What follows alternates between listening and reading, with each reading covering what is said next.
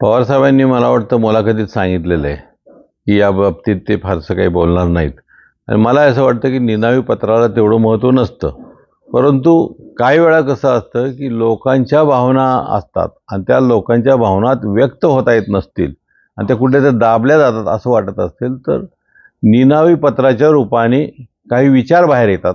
आणि मला वाटतं अशा पद्धतीने हे बारामतीकरांचे कोणाची तरी विचार या पत्राच्या निमित्ताने बाहेर आलेत. त्यावेळी आप्पासाहेब पवार यांच्या नंतर दोन चेहरे समोर आलते, अजित पवार आणि राजेंद्र पवार. राजेंद्र पवारांना डावलून अजित पवारांचा चेहरा पुढे आणला गेला असा देखील या पत्रात उल्लेख केलेला आहे. त्याच वेळेस आपण राजकारणात आला असता तर काय झालं?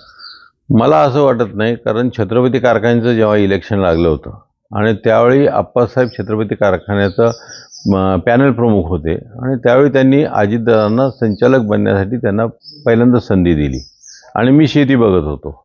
परंतु जेव्हा अजितदादा पवारसाहेबांच्या मुख्यमंत्री पदाच्या काळात जेव्हा राजकीय क्षेत्रात ते आले आणि त्यांनी पुढं राजकीय क्षेत्रात त्यांनी भाग घ्यायला सुरुवात केली, त्यावेळी नंतर जेव्हा इलेक्शन आलं तेव्हा मात्र मी 2 वेळा या छत्रपती कारखान्यात इंटरेस्ट दाखवला होता. परंतु पवारसाहेबांनी दोन्ही वेळा मला सांगितलं की आपण या क्षेत्रात जाऊ नये आणि तो त्यांचा विचार होता किंवा त्यांचा आदेश होता आणि तो आम्ही त्यावेळी पवारसाहेब प्रमुख असल्यामुळे तो मी मानला. मला असं वाटतं की कदाचित तो पॉलिटिकल जरी निर्णय असला तर त्यांना राजकारण जास्ती समजतं आणि मला असं वाटतं की त्या काळात कदाचित मी राजकीय क्षेत्रात आलो असतो तर जे आज काही परिस्थिती दिसती त्याची सुरुवात त्याच वेळी झाली असती. परंतु जे काही झालं ते चांगलं झालेलं आहे आणि मला वाटतं त्याच्यामुळे मला शेतीकडे लक्ष देणं झालं, सामाजिक कार्यात काम मला करता आलं आणि व्यवसायाचं बस्तान मला बसवता आलं आणि त्याचा उपयोग रोहितदादांना जेव्हा ते कॉलेज पूर्ण करून आले तेव्हा या सर्व व्यवसायाचा उपयोग नक्कीच त्यांना झाला. खरी खतखत सुरुवात रोहित पवारांना संधी दिली गेली म्हणून झाली, पार्थ पवारांना डावललं गेलं म्हणून ही खरी तर सुरुवात आहे असा देखील पत्रात उल्लेख करण्यात आला. मला असं वाटत नाही, कारण बऱ्याच वेळा कसं असतं की लोकांना एक वेगवेगळे विषय पाहिजे असतात. पवार घराण्यात काय चालतं काय नाही हे डोकावण्याची एक पद्धत असते किंवा कुठेही लोकांना डोकावणं फार आवडतं. वस्तुस्थिती काय ही समोर आपल्याला माहीत नसते आणि अशावेळी मला वाटत नाही, कारण पार्थ पवार हे मावळमध्ये उभे राहिले होते, खासदारकीसाठी उभे राहिले होते आणि त्यांना त्यांचं काही क्षेत्र करायचं ते पिंपरी चिंचवड आणि त्या भागात त्यांची सर्व वावर असतो त्या भागात.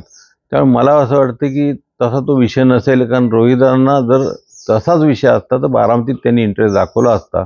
तसं न करता त्यांनी कर्जत जामखेडला स्वतः जाऊन तिथं तो मतदारसंघ त्यांनी स्वतःसाठी तयार केला की त्याच्यामागचं भूमिकाच एक असावी की वाद होऊ नये. येणाऱ्या लोकसभेच्या निवडणुकीला नणंद विरुद्ध भाऊजे असा सामना होणार आहे. सुनेत्रा पवार यांचं नाव निश्चित झालेलं आहे.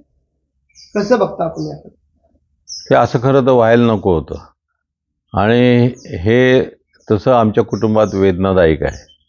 परंतु याचबरोबर 50-50 वर्ष जी कुटुंब या बारामतीतली मतदार कुटुंब जी आमच्या सगळ्यांच्या पवारांच्या सोबत आहे, त्यांना जेव्हा मतदान करायचं असेल किंवा त्यांच्यावर एखाद्याने कोणी प्रेशर टाकलं तर त्यांच्या ज्या लोकशाही तत्वाच्या बाबतीत जे त्यांच्यावर मानसिक दडपण जे येणार आहे ते खूप मोठं असेल.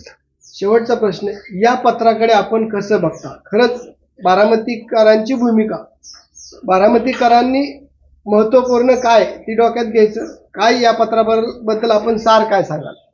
काही नाही, त्यांची मनातली खतखत त्यांनी व्यक्त केली, त्यातलं सगळंच बरोबर असतं असं नसतं.